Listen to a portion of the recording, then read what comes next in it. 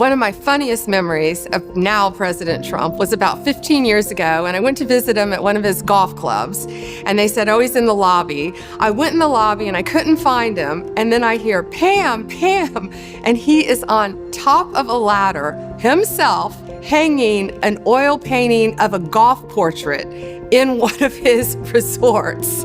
And that is the man's attention to detail. I was negotiating a trade deal with Malaysia, and I was scheduled to meet with the prime minister of that country.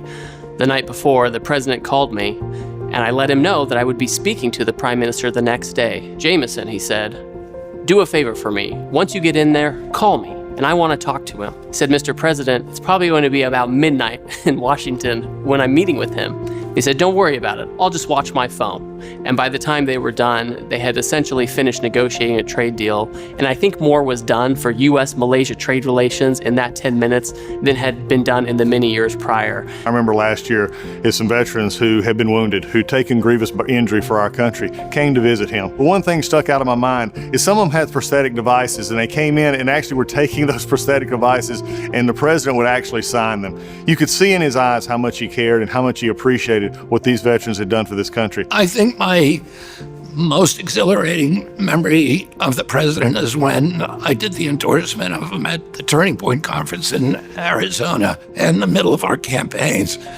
And then I just, for humor, it was when he took me hostage on his airplane and tried to make me eat a Big Mac. One of my favorite memories with President Trump was when I brought my granddaughter in to meet him, and he spent so much time with Miss Addie, gave her one of his special challenge coins and lots of treats. The fact that he cared about a little 4-year-old and spent time with her just showed me what kind of a president he is. Only in Donald Trump's administration could I be with Xi Jinping in Korea one moment and Nicki Minaj talking about Trump accounts the next. Only Donald Trump.